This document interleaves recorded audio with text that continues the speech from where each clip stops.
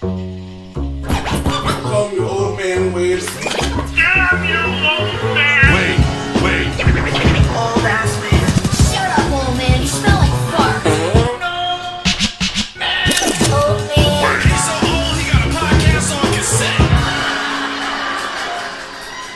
Fuck, you're old. Damn it, Wade. And welcome back to the Old Man Wade Show. I'm your host, Old Man Wade. And back with me, the Gentlemen's Club. Directly in front of me, we have Head of Security, Just Greg. Yo. To my right, Manager in Charge, Super Woke Hobby. Yo.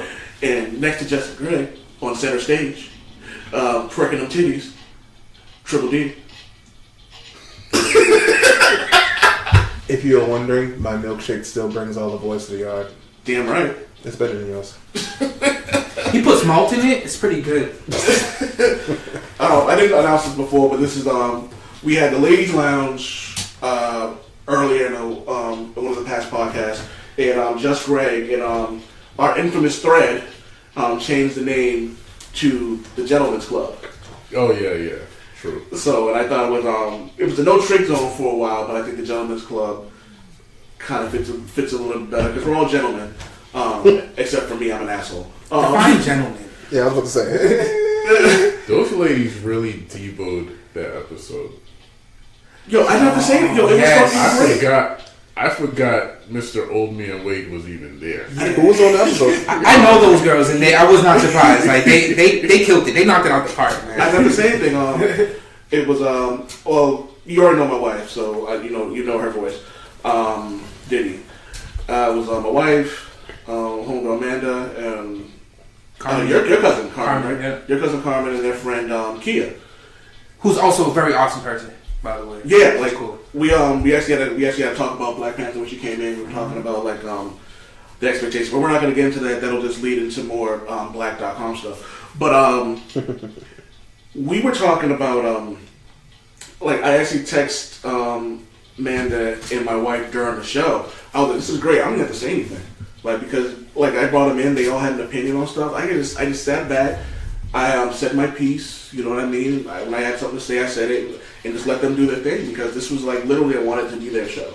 So, and it's great when you have people like that. Like the last episode we did with you guys, Greg and Diddy pretty much took the show and did that. So which it works great for me, man. But they were absolutely amazing. I suggest everyone, if you haven't heard it, go back and listen to it. It's the Ladies Lounge. It's on SoundCloud, iTunes, Podbean, Old Man Wade Show. It's a absolutely amazing episode. They talked about self-care as a women of color, and about like how sometimes like they have this expectation. Carmen talked about having a kid at like 14, and her like family basically saying like she wasn't gonna be shit, like you know what I mean. And despite of all that, she made something of herself. Like she got her master's, right? Yes. Who? Carmen. Carmen? I Yeah. believe so. So, like, you know what I mean? So she went and got her master's when everyone else told her she wasn't going to be shit. And then she gets into like cutting people off when they're they're toxic to you. Like, you know what I mean? So, and I thought it was a message like everybody needs to hear. Like, you know what I mean? And think of people like, you know, not keeping negative energy around it. 3 gentlemen I have in this room, there's no negative energy. And like everybody in here supports one another. Like, you know what I mean? Like, and when I met Greg, me and Greg became friends. When Greg met Diddy, Greg and Diddy became friends. Like, you know what I mean? And I met Javi through his wife, and then we became friends. Like, you know what I mean? So, like, it's like one person, like, all of us supporting each other is a major thing. Like, you know what I mean? And especially, and Diddy will attest to this, especially, and I'll say it again, in the black community, a lot of us don't have a tendency to support each other. The black community. I need to get a drop of that. But it's funny because I think Diddy, you bring up a point where it's like you'll spend $80 on a Jay-Z concert, but they can't spend an hour to like listen to a podcast. They can't take 5 minutes to read an article, 3 seconds to share a post. You know what I mean? It's actually kind of sad, to be honest with you. You know what I mean? Like and it's funny, but then like they'll turn around and ask you for A discount? a discount. Like what's the Snoop phrase? Everybody got their cups, but they ain't chipped in. So no, but it also brings up. I wanted to actually talk about that because we talked about self care with the ladies' lounge. I wanted to discuss it with the gentlemen's club. Like self care, like the things. What do you mean by self care? Not masturbation. I was learned that trying- from the last episode. Yeah, but like First just. thing I thought of. But you know what? Fun fact. As a guy, you kind of, masturbation kind of is self-care for us. You know what I mean? Like, it's like, rub one out, if I can be vulgar, at the end of, like, after a shit day, or like, you know what I mean? Or help yourself relax before you do things. But when I say, so that's self-care. Going to get your hair cut, going to get your dress twisted, taking a shower not because you stink, just because you want to. Things of like that nature, like we do, taking care of. So going to see a therapist, like, you know what I mean, just taking time, like, for yourself to make sure that, as the ladies put it, filling up that cup with stuff for yourself, like, you know what I mean, before you can actually go out and help somebody else. So, Diddy, everyone calls you arrogant, like, you know what I mean, but like you're an example of someone who always makes sure that they take care of themselves before they take care of someone else, because if you're not taking care of, how can you take care of someone else? Like, Exactly. you know what I mean? Like you're a father, 2, husband, work 2 jobs, sometimes 3 or 4. So, like, how do you go about making sure that, like, how do you maintain a balance of like being a family man and a husband, but also making sure you take time to like replenish your energy? It's tough, especially when you're in a situation where you have a family, because at the end of the day, they do in fact come first. But it just goes back to the old adage that you can't do for anyone else if you can't do for yourself. That's really the long and short of it. Asking someone like me that question is difficult because my mentality in general, I don't look at things the way most people do. You've known me long enough to know that. I don't. What did you call me? I'm something autistic. What was it again? You're slightly autistic. Yeah. Like, everything has to be logical with me. I can't function if I don't have logic. And for me, it makes logical sense for me to take care of my home. And for me to be able to take care of my home, I have to take care of myself first. If I'm not in the proper state of mind, I can't uplift my wife. I can't help her with what she's trying to do. I can't teach my sons how to be men if I'm not a man myself. Do you think that's typical of most men, like having that? Because I hear that a lot, especially from like women talking about men, right? Like men are so logical, they don't think with their emotions, whatever it may be. Do you think that you're in a good headspace because you are taking care of yourself and you can take care of what's the point, as opposed to people that,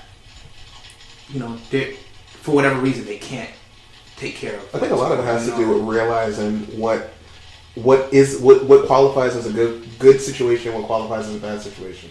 I wasn't always the person that I am right now. Yeah. The thing that put me over the edge is looking at back when I lived at home, looking to the left and looking to the right, and realizing that nobody in this house was doing what they should be doing. I don't have the basic things I need to survive. Yeah. People aren't providing for me so I can grow up and be a productive member of society because they don't even know how to be a productive member of society. Yeah. So it goes back to what Mark said about me about being slightly autistic or what have you. I realized at that point at 16 that this isn't the way things are supposed to be.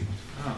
The way things are supposed to be is you're supposed to provide for the people around you. If you have children, you're supposed to make a way for them. Give you an example. My mother screamed and yelled at me over and over and over again about how I had to go to college once I got out of high school. I had to graduate high school and I had to go to college. Asked me if there was any college fund or any direction. Did anybody help me fill out applications? Did she even know that there were applications that needed to be filled out? Yeah. Did she even know if I was going to school every day? Was Like- she a single mom? Technically, yes. Yeah. Yeah. My father was around, but he wasn't around. Yeah. So, like, he was no better at that point either, because it was like, you have to do this, you have to do that. Okay, you gonna give me the tools that I need to do this, or am I expected to do it all on my own? At 16, that's not the way life's supposed to work. So once I had that epiphany, like, okay, these people want me to do all these things. Number one, none of them did it, and number two, they're not giving me the means to do it. Yeah. So I'm like, I'm not gonna repeat these mistakes. So what I don't understand, like, and I don't want to, as a man, we have privilege, right? Like, we're black men, right? So some of that privilege is diluted by racism, whatever, right? Yeah. But it's weird to me that not weird, but it feels like there's some pressure that goes into this whole idea that men are doing what they need to do, and based on what you say, it makes sense. We're expected to be the head of the household, right? We're like you see all these memes like, oh, I need a man that takes me to the hairdresser every day, all this other stuff, right? But if you look at the state of our families in our community, like we're not taught any of that. Like, who's supposed to teach us that? That leads back to what I was saying. It's like that's not how life works. That's not how things work. Like my job isn't to get your hair done. My job is to make sure we have a roof over our head. Excuse me. Our job is to make sure we have a roof over our head. Like this is not the 1950s. Exactly. Like to me, if he's back into me being super logical. Like I get in arguments on like Facebook about shit like this all the time when stupid idiots post things like, oh, if you live with a man and you pay half the bills, you don't have a significant other, you have a roommate. I hate that shit. Oh my God. How about, bitch, my wife makes more than me, so does that mean she should be paying all? Like, how does that work? Like, logically, does that make any sense? No. Like, on what planet would it make sense for two adults to be living in a space, both have full-time jobs? In my situation, my wife actually brings in more money than I do. On what planet should I be taking care of every bill that's in the house? Like, that logically, that makes zero sense. What is she supposed to do with her money then? It's a false sense of entitlement that is going around. I think with that topic in particular, and it might be only a Black Twitter thing, because I don't see it, I don't hear it too often in real life, day to day, speaking to different women. For some reason on Twitter, there's a group of women who just have these, and I'm not attacking women or Black Twitter. There's a group of women who have these outlandish ideas of entitlement. A man should do this. A man should do that. A man should pay for this. A man should pay for that. Which is fine in some cases if we want to be traditional, if we want to be, chivalrous and all these other things, cool. But the whole, oh, he's your roommate if you guys are going half. What if that just doesn't make sense? What if, like, the only thing when it comes to that topic, I believe the person, if you're living together, you should be splitting the bill, especially if you guys make around the same amount of money. If somebody makes way more money than the other person, you gotta negotiate that shit because it makes no sense. Well, it's like a term. It's called partnership for a reason. Like, you know what I mean? Like, to both of you guys' point, if when my wife, I think my wife still makes more than me. Like, you know what I mean? So and when I make my money and she's there on the podcast, I get paid. I put probably 90% of my check into our joint account. So what we started doing was my money goes towards our savings. Like, so like this is like our life fund. Like, you know what I mean? Her money pays for the bills and the rent.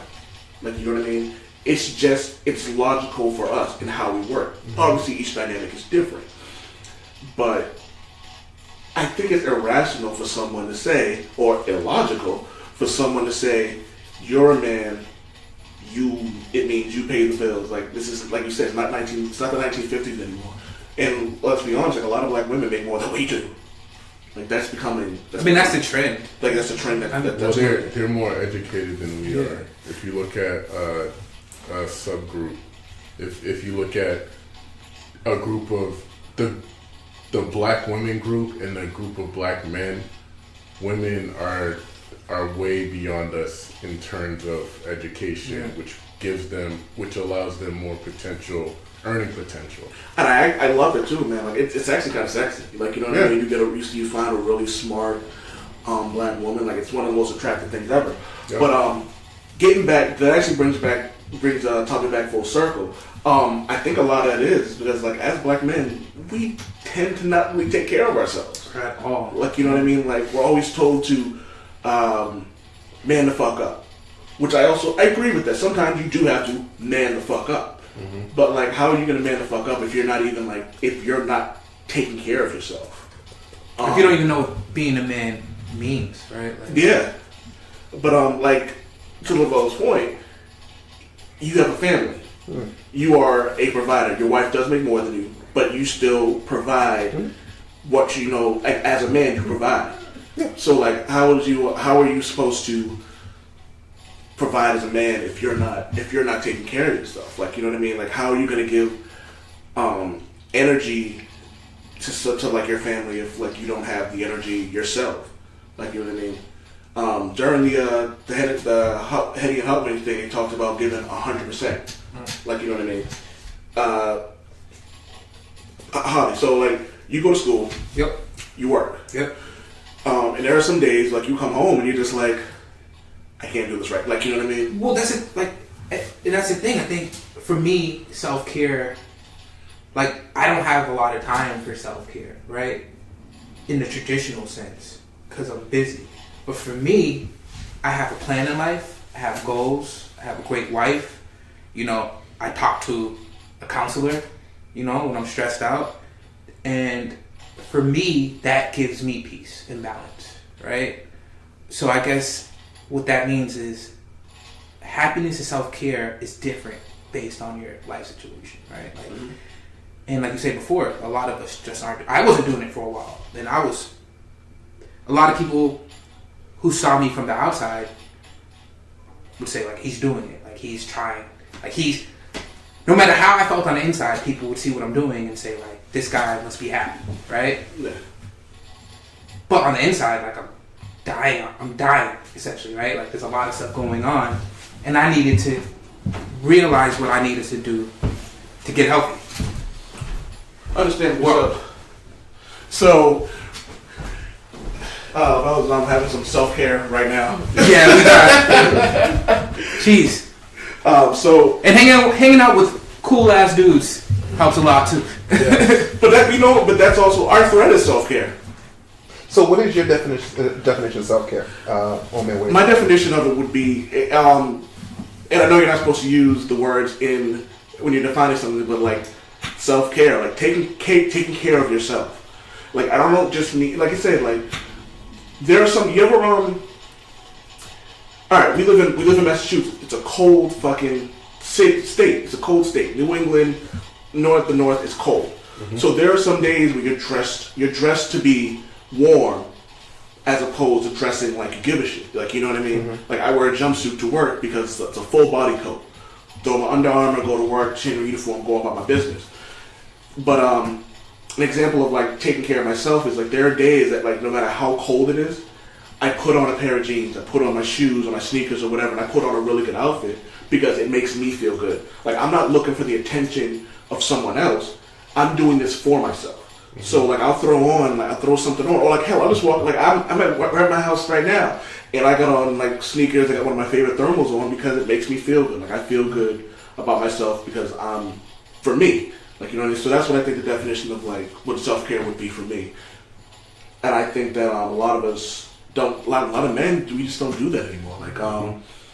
Like you said, like how you was talking about like not like being so busy that you don't have time. And I think that's kind of part of the problem. Like a lot of us have. Like, you know what I mean? Like busy with no direction. I think for the most. I think busy no direction, but like Greg, you work doubles. And there are some days, like you stated, like you'll go home, like I can't wait to go play this game, but you don't have any energy left. Like, so you're like, I'm just gonna go home and go to bed, and then start it all over again. So how do you replenish, like after working like doubles upon doubles? I work my doubles, and I'll do like, for the record, I'll do like 4 doubles straight, like Monday, Tuesday, Wednesday, Thursday, just 16 to 17 hours straight each day. And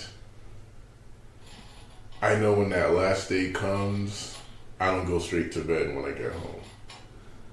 I turn on the TV, I watch YouTube videos, I might turn on a game, I just do whatever it takes, and then I go to sleep, I wake up, and I know I'm off. I don't have to do anything. But you know what? Sometimes I still get a look for like an overtime shift or something if I have absolutely nothing to do. I like my job, so I usually don't get overly stressed out about all the hours I put in. I find ways to kind of decompress by, keeping up with, social media, because that's what I like to do. I watch a ton of YouTube. I listen to podcasts, even during work. Like I listen to a lot of your stuff and some of my other favorite podcasts while I'm working. So I'm decompressing while I'm compressing at the same time, like it's seamless, so my self-care is, having that time, despite all the hours that I work, having that time to do the things that I like to do and not feeling like a prisoner or a slave to, what I do for a living. And yeah. Well, liking what you do, I think, is a very important thing. I think it's easier to like what you do when you put in the work. And I think something you say, like you work hard, right? And sometimes you'll work even harder if you have nothing to do, and you get like a sense of accomplishment from that. A couple of days ago, I had to change my oil, right? I do most of the work on my car myself, and I got cuts. I got the wrong filter. I had to go to AutoZone like 3 times. It was a pain in the butt. But then when I finished it, had all the oil on my face. Like I felt like a man. Like I felt like I accomplished something. My wife was looking at me like, "Oh, I married a real man." Things like that. Like stuff like that brings joy, I think. Do you think it's possible to refill your cup and still like doing it outwardly, or do you think that's like counterproductive? What do you mean? Me and you have had this conversation multiple times about how I do so much for people trying to refill myself, but you've also told me that but you're not taking care of yourself. You're trying to live vicariously through others by making them happy, and that was one of the things Carmen and Kia were talking about, was like you're doing all this stuff to help people to make you happy, but you're not doing anything for yourself to make you happy. Do you think that's an accurate statement? Like, it goes back to what we said earlier. It's like you can't really, if you're not doing for you, you can't really do for others. So it's like, are you really putting in? You say that you're outwardly trying, focusing on your energy on helping everyone else. Could you potentially be helping them more if you were in a better place yourself? So isn't it like a vicious circle? Are you really doing all you can? Are you really doing all you can do for yourself and the other people you want? If you're not taking care of yourself, isn't it all cyclical? Isn't it the same thing? Yeah, but I look at it like when people do charity work. Like a lot of people do charity work because it makes them feel better. Like, you know what I mean? But are they like this charity work? Does it make them? Are they refilling themselves back up by doing this charity work, or is it still kind of defeating the purpose of like self-care when you're doing something for others? That's a deep philosophical question right there. Like, do you do good things for yourself, or do you do good things for other people? I mean, the big question is, can people really ever be selfless? Because the act of doing things for others can also be considered selfish. Because if you like to help others, if you like to help others, you're still getting gratification from that. So it kind of takes away from the idea of it being selfless. Yes. And sometimes it could be destructive, especially in our communities. Like, I know we've all seen this before. Like, that group of people that are just always doing like bad things, right? They're cool, and they're kind of egging each other on. I think that a lot of us need to find a way to start saying no to people, right? Like yo, let's go to the club real quick. Yo, I need some backup, blah, blah, blah, blah, whatever, right? When you know that you should probably go do like an hour of Uber to make some money because you got a bill coming up. You know what I mean? Like, I think a lot of us need to separate ourselves from the group of people we're with in order to heal, in order to get healthy, right? And concentrate on yourself. I know for Lavelle and Greg, like neither one of you guys have issues cutting people off when it comes to like negative influences or people who just really aren't adding to your life. Can either one of you guys really like speak on like the importance of that? Because it's very true. Like if people aren't really adding anything to your life, they don't really need to be around you. Like, you know what I mean? Like how do you guys? Because it's hard for some people to do it because they're feeling like, oh, I've known this person for so long, so it's hard for me to cut them off. Could you guys speak on like how, like why that should be the case, regardless of like longevity doesn't necessarily make someone isn't something you should be loyal to just because you've known them for a long time. It's like if you were a slave, right? And your slave master treated you decent enough. You've been this person's slave for like 10 years. Slave master marries a new woman. She hates black folks. So her actions start to sway the actions of the slave master. He's not as nice. He doesn't let you come in the house as often. He makes you work a couple of extra hours out in the fields, right? So should you, when your boy's about to go hop on the Underground Railroad, should you say to yourself, well, you know, for all these years, he treated me really well. I should kind of stay. Or should you say, look at the situation as it is right now at that point and go, you know what? This ain't really where I need to be.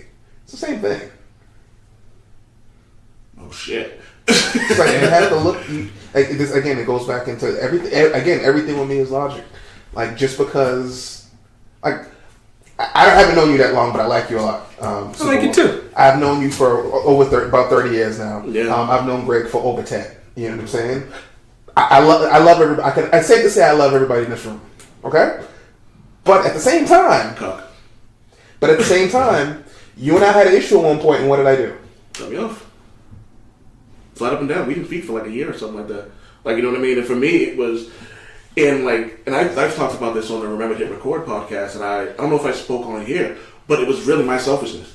That's exactly what it was. And like it's a time in my life where like I was very self-destructive because all I cared about was myself. Like, you know what I mean? Like my parents treated me like shit. I was getting treated like shit at work. Like, you know what I mean? And instead of actually cutting those people off and like, you know, being around the people that I need to be around, I took that out on the people who I loved because, man, they'll always be around. About that. Yeah, you know what I mean? And that's realistic. It was like, nope. And the funny thing about it, and this is something else I think comes, what's the phrase? Pride comes before the fall. Yeah. Like I had to, like after a year, well, thankfully he had the same number, and I hit him up. Was like, yo, I miss you. What I did was wrong. How can we reconcile this? I immediately called him a maggot. and I remember the exact words were, "If the devil can forgive, why can't I?" Like, you know what I mean? And like he's been my brother. Like he's been my brother forever. But unfortunately, sometimes you got to cut off the cancer. Mm-hmm. Like, you know what I mean? So, and it was a harsh reality, and I think that was one of the things where like it was a turning point in my life because I started having to cut my own cancers off to that. But like maybe like within like a few months, I moved out of my house. Like, you know what I mean? I got my own apartment. I started only hanging around people that were adding stuff to my life. I stopped seeing a girlfriend who wasn't really adding anything to my life. Like, you know what I mean? So, and even like, you know, it was tough for me to like, cause I was still calling like, come over, blah, blah, blah. But like having to really like realize that like what's more important, sex with somebody who you get gratification for like, you know, for an X amount of time, but then in turn you fucked your friend over, someone who will be there for life. So then like I started only hanging around like my closest friends, like, you know what I mean? And those people like, yo, like you don't come around no more. I'm like, nah, because you're an asshole. You know what I mean? Like, what am I getting out of that? And Greg, like you've talked about like people who like always like my favorite, the Fuck Greg Coalition. Is this like a group on Facebook or No, it's yeah, it might be. It might be. But it's just like for like working. Greg was my manager for years, and it was just like it was funny when people would get mad at him because it was like, "Why are you making me do this?" Because it's your job. You know what I mean? So, like, how do you go about not giving a fuck? don't give a fuck? It's not that simple. Yeah. For some people, it's not. I think, like, I try to look for a balance in that position in particular. Even now, like, I try to have a balance. I know I have a job to do. I have to do my job at the end of the day. But I do understand that sometimes doing your job objectively and by the book isn't necessarily a great atmosphere for everybody, because people are still people and they want to enjoy where they work. They want to they want to be able to say they worked a good shift today.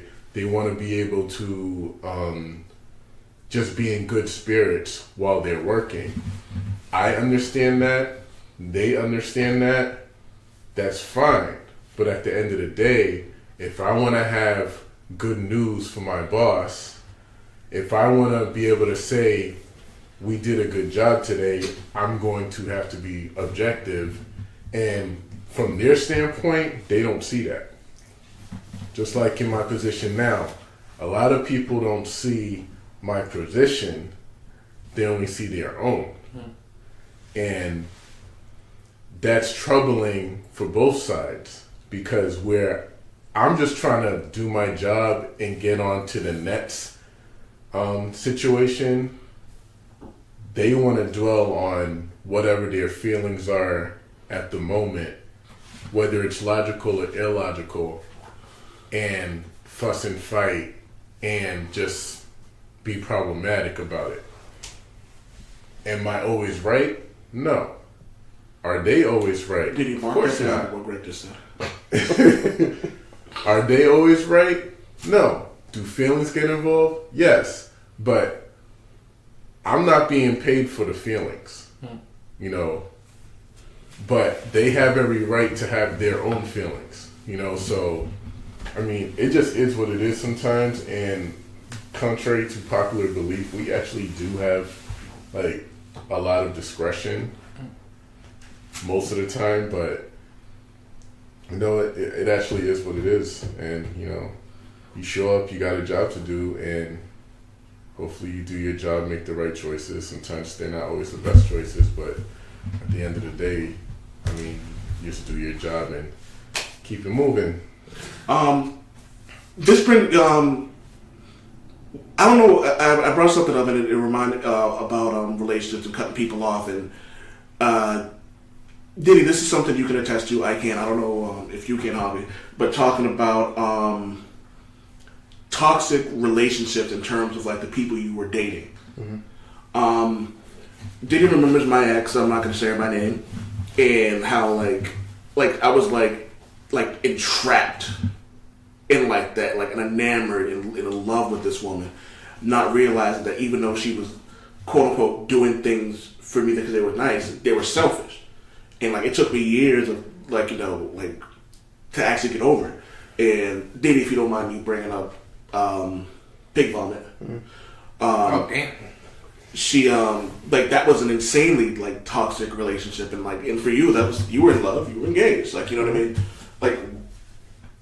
How is, like, in terms of like being in love, like how difficult is it to just like really look at it and go, I need to be out of this? I'm not a good person to ask this question because it was actually very easy for me. I was actually actively looking for a way out. How did it get to that point though? Like, you know what I mean? Like, in that particular situation, I was sold a bill of goods, and once I was firm, once it was evident that I wasn't going anywhere, i.e., you get a place with someone, you have a child, you're engaged and you're married, shit's changed. It went from us sitting down and watching wrestling on Mondays and at that point I think Thursday nights together to why are you always watching that shit? It's a waste of time. Why do you want to play video games? It's like everything that you used to do that made me love you, you've proven to me wasn't actually you. And again, once things like that click with me, I'm done.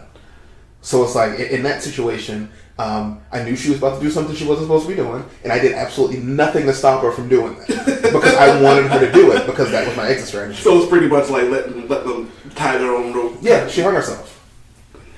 That's exactly what it was. She hung herself, and I sat back and watched with a smile because I knew I'm done. I'm good. I'm absolved of any, even though when do I feel guilty, but I'm absolved of any potential guilt, because no matter which way, in a situation like that, no offense to women, but the majority of you will throw as much dirt on a nigga's name as humanly possible, because you quote unquote feel like you're wronged. So for me, I knew that in finding my exit strategy, it had to happen in such a way that no matter which way she tried to frame it, I come out smelling like roses. Whether it's with people in general or with my child, like at the end of the day, I'm not the bad guy here. That's pretty impressive. Because I think even, like, it's really hard for a guy not to come out as the bad guy in these types of situations, regardless. I am very, very, very good at manipulating things. We're starting up a breakup company soon, so email us at dropthatbitch.com. I'm not going to... Drop that bitch back out. I wish I could make that the title. It was tough to a certain degree because, you know, just the anticipation and knowing what's happening, and you're just like, oh, this sucks. But at the end of the day, I'm good.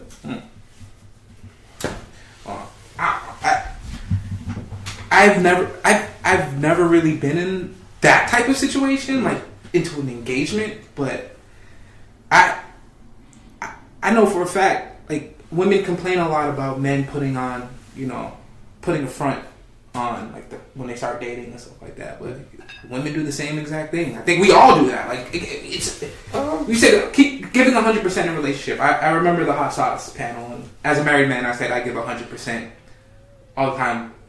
But we were talking specifically about, like, sexual stuff, right? Yeah. But as far as, like, emotional, like, things that you need to do to maintain a relationship, or even stuff that you don't really need to do, like, always get it, like, for women, always getting your hair done, right? Shaving your legs every day, like. I grew up around a lot of women. I know that's not gonna happen.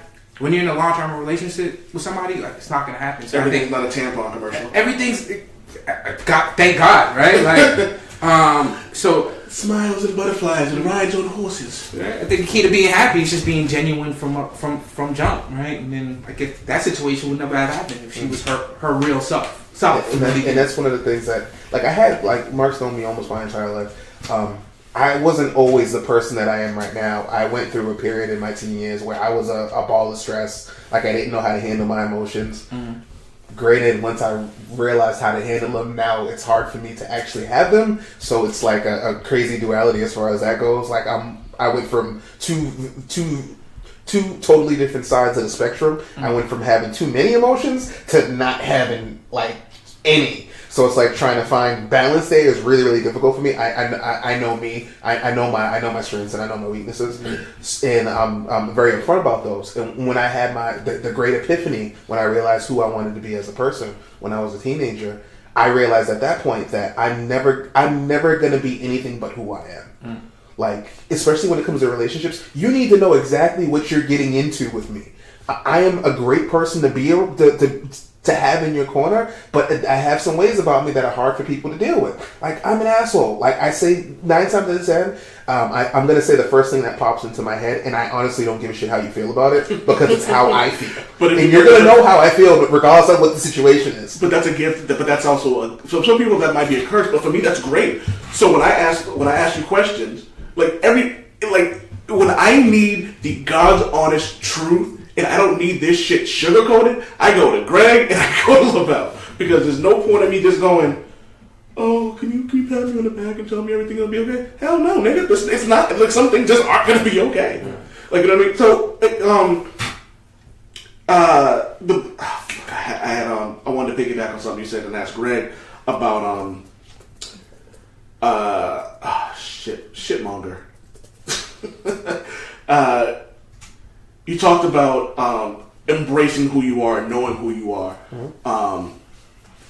Greg, like, that's something you've always, like, you've never, like, been shy about that. Like, you know what I mean? Like, who you are and what you are. Do you know how do you balance that? Like just, like, you know, without, because you're not very forthcoming with people. Like, you know what I mean? But you're also not shy about saying, yo, this is who I am. I just think it's very important to have core values, and I'm not Mr. I had to be unique. I had to be different from. I need to separate myself from the crowd. I don't care about being normal. I mean, I don't care. I don't mind being normal. I don't mind coming off typical. Like, I'm okay with that. I'm not striving to be something different, because when you're doing that, you're trying too hard. I just think that, you know, every now and then, it's okay to be the odd man out. You know, you can embrace that. I think it's more genuine when you don't try to be the odd man out. You know, just have your own, you know, just have your own opinion on stuff and stick to it. You know, don't be so easily swayed and manipulated by popular opinion. You know, I have some opinions that, given, you know, the current climate, I have some opinions that some black people aren't going to agree with. They might see it as, you know, me cooning or whatever. I just think I'm being objective. I just think I'm friggin', you know... What? No, I'm waiting for you to stop talking so I can ask you what those are. Just so we No, I can't think of anything in particular, but I remember being in like little chat rooms, or no, not chat rooms because those are gone. But I remember being in like Twitter conversations or Facebook conversations or Instagram conversations where something was being said, and I was kind of like, actually, I think yada yada yada, and they're like, oh my goodness, how could you say that? You're a black man. I'm like, I know I'm black, but I have an opinion, and just because it doesn't fall in line with everybody else's opinion, why does that make me a coon or something? Or why does that make me the odd man out? You know, why do we always have to agree on one thing?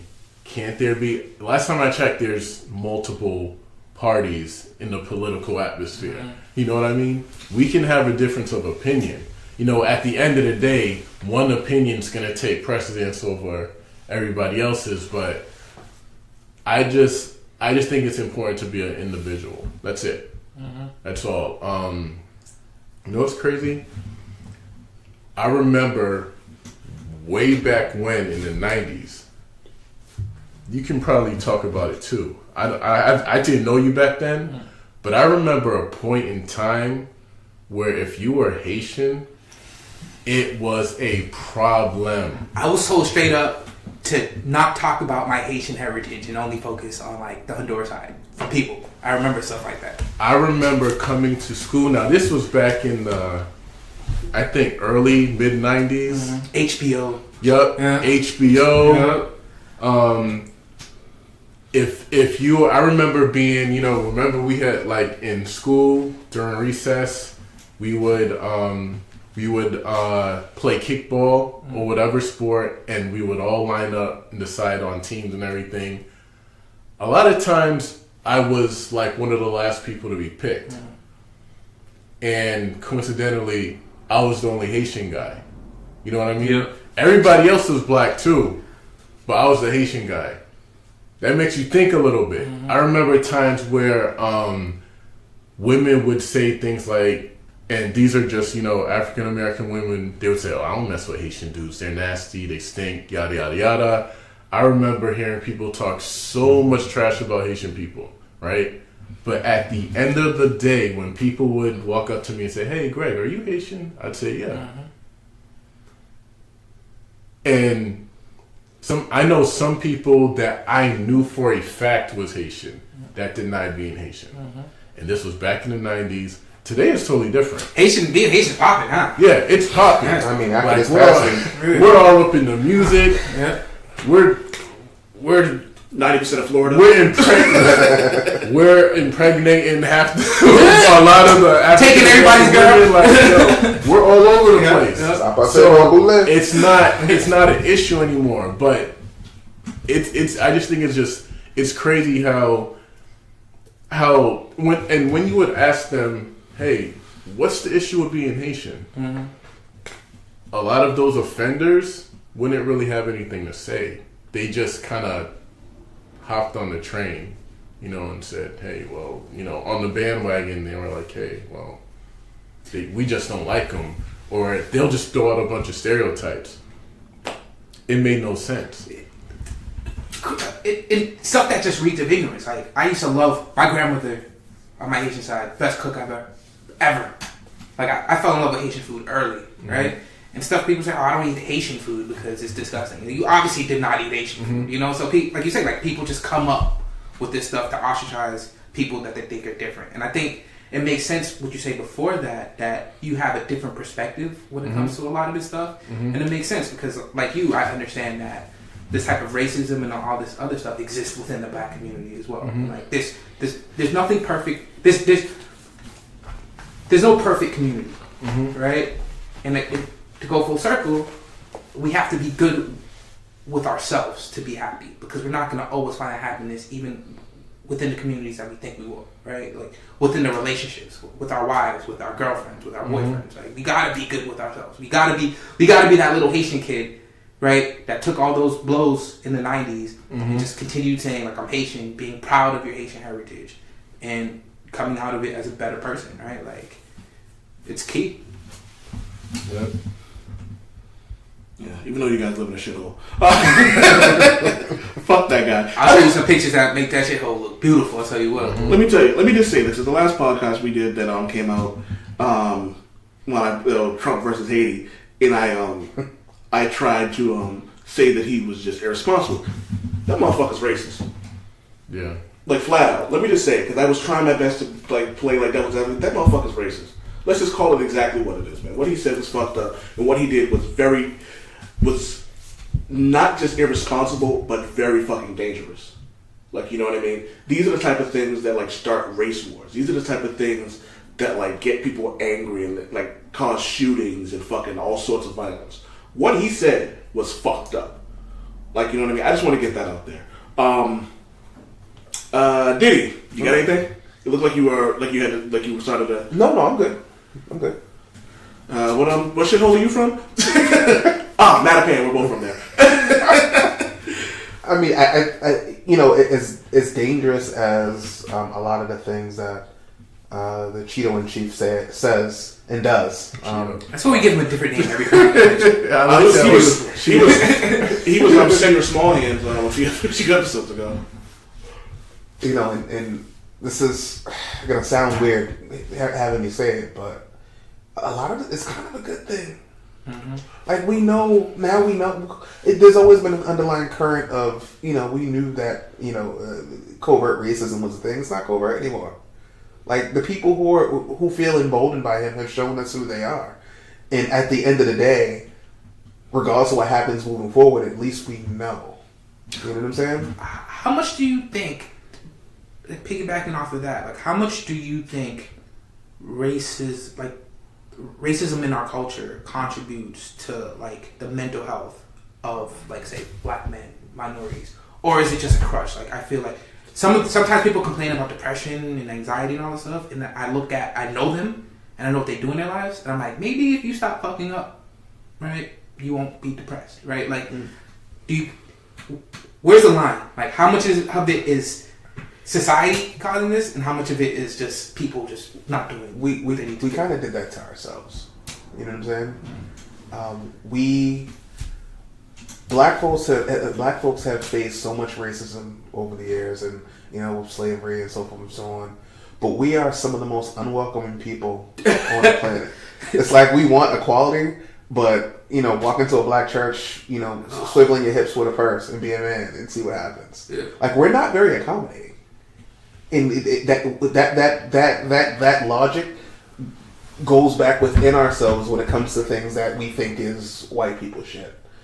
Going to see a therapist, talking about your feelings, having feelings, like manning up. Like everything you have to man up. Like you can't cry, you can't do this. Like you gotta. Well, I actually subscribe to that because I have two boys. Well, so that's just one of those things where you're just trying to impart strength. You know, it's not that you can't cry. It depends on what you're crying about. How do you feel about being a parent and knowing that you're going to screw up your kids in some way, regardless of what you do? I came to grips with that a long time ago. Okay.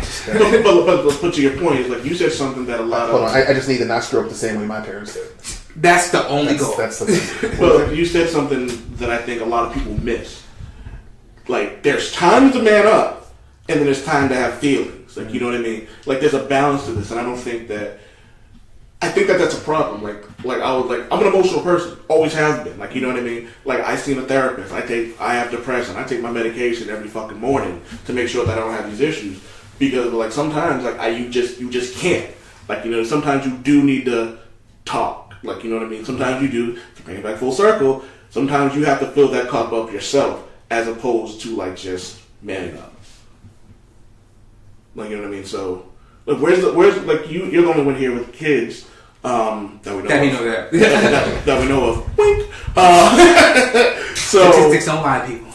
so how do you find that balance? Like, you know what I mean? Like with your kids, like What balance? What do you mean? like, you know, when you tell them like, you know, it's okay to have these emotions, and then there's like, you know, and then like having to man up. Like, how do you find that like balance with them? It's not easy because I have. I don't know. It's hard because I try my best not to be that guy. You know what I'm saying? Yeah. The dad who just tells somebody to put dirt on it, but I can't help it. I'm that guy. Like, I am your prototypical black father that you would see it on an 80s sitcom. That's me. Don't touch the thermostat. You know what I'm saying? I can't help it. So, but you have to know who your children are as people to know how forceful you can be. Like, it is one kid is more sensitive than the other. So you have to balance exactly how much of that guy you're going to be with that kid.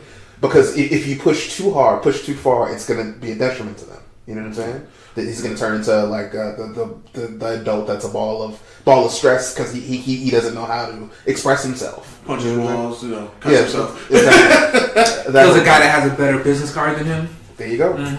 So what it boils down to is knowing your children and knowing what you feel like they can handle and what they can't handle. Oh, and a testament to you is like watching you like grow as a dad. It's funny watching you, not funny, haha, but it's kind of cool watching you like how you were with your kids 3 years ago to how you are now. And like I've noticed like you're gaining patience. You know what I mean? So like that's actually a cool thing. You know, even like as a husband, like, you know, just like trying to find that balance between things like that, and like again, like taking care of yourself. Yeah, I think that's pretty much that's it, man. Like I think we can all agree like it's just a matter of like finding a balance in like life. I dig it. I can dig it, dude. I'm gonna get Also, smoke weed. It's a good crutch. Agreed. yeah, that's I am like I do like I gotta tell you, man. Like I smoke a little weed, like take a couple of hits, and I'm good, man. Like I sink into the couch and I just fucking like just be. Can we talk a little about that real quick? Because like I do talk. I smoke a good amount, right? I smoked a lot of grass. But I don't do it to make me happy, right? Or to deal with emotions. I do it like if I'm bored or whatever. Like I get home after a long day of work, instead of grabbing a beer, I might roll something up. But if people are dealing with a lot of issues, any type of substances can become a problem, including marijuana. I think a lot of people have this misconception about weed that it's not addictive. Just coming from somebody who has some experience with it, if you have issues, make sure you're getting help before you go to the marijuana, because it can F up your life like any other drug. Well, anything can be like an addictive thing. Like for me, like one of my biggest things, like food. I like to eat, love to eat. Like, you know what I mean. That's for me. Like I kind of fluctuate between stressing out and eating a lot, and then stressing out and not eating at all.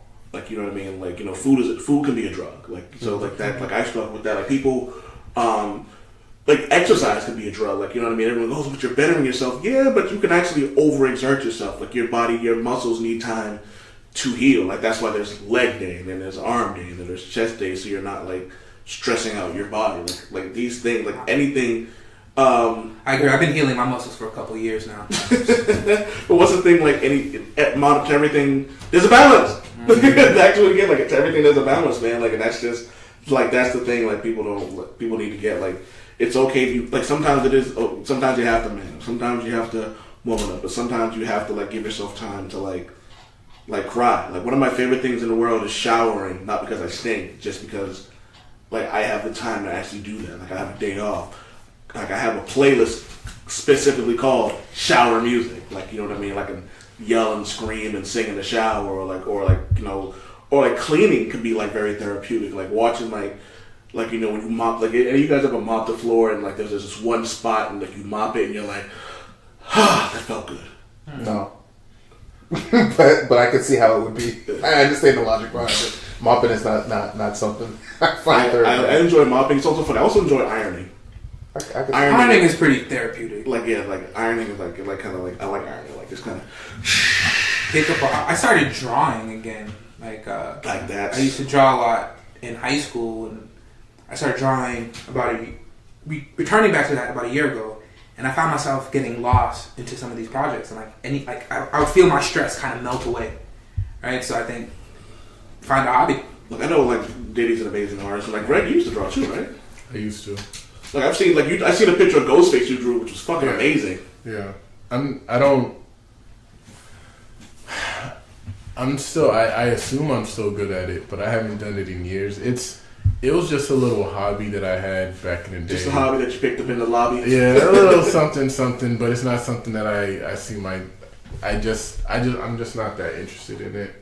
You know, it's just one of those talents that you have where you're kind of like, you kind of take it for granted. Mm-hmm. You know you're good at it, but you're like, I don't really get much pleasure from it. So forget all that. Gentleman's Club comic book comes soon. Art from Just Greg. Yeah, I can see it now. Like when we're writing this comic book, and it's just like everyone's sitting there like trying to do something strategic, and meanwhile I'm like, thumbs up, let's do this, Leroy Jenkins. I'm just running through like doors, like just smacking people with a hammer. All right, it's been an episode of Gentleman's Club. Greg, got anything to promote? No. Numenes, you got anything? WrestleZone.com/Lavelle Porter, and coming soon, BlackRabbit.com. That Black Rabbit. Hobby, got anything to promote? Stay away from monkeys in Florida. Old man taught me that there's something called deadly herpes. That's it. Yeah. The Ocean Drive is safe. Yeah, no monkeys. What was it? That deadly monkey virus sounds like some like Marvel comic shit. Deadly monkey virus. It's such a Florida story though. Like if there's gonna be monkeys with like super deadly herpes, it's gonna be in Florida. How did a monkey get herpes to begin with? You really need me. It's a monkey in Florida. It's a monkey in Florida.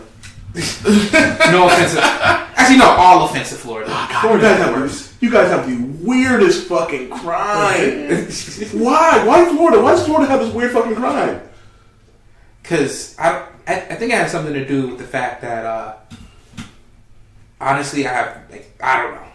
Something about trailer parks and the. But there's trailer parks in Alabama, Mississippi. Those places are fucked up too. But like we have. There's some different ways. Yeah, but why? Like why is it always Florida? Like it's always Florida.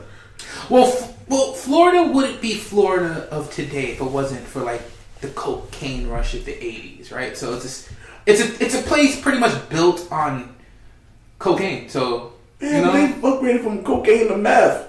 That's a natural. I feel like ground zero for meth happened in a lab in Florida. Well, to be fair, I don't want to hear that shit. There's no such thing as being fair in Florida. Shut up. Maybe there just happens to be more news coverage coming from Florida than other parts of the nation, because there's a lot of stuff that happens in certain places that just doesn't get reported. You know, maybe there's just this. So there's no justice in Florida. Good one. But maybe they just, people are just used to, reporting certain, awkward things happening in Florida. As website's dedicated to it. Florida. As opposed to like in North Carolina or in like, what do you hear from Chicago? The same shit all the time, right? Mm-hmm. The same shit. Good pizza and shootings. That's pretty much. Yeah. What do you hear from California? What do you hear from? You know what I mean? So maybe Florida's just a place to go when you want your weird news. See, I feel that like we're in the age of the internet, and if no one's ever seen this, check out the Darwin Awards. The Darwin Awards is one of the greatest websites ever. You find like the dumbest crime like worldwide. But I always feel like there are just certain things like in certain states, like there are just certain crimes like are gonna happen, like.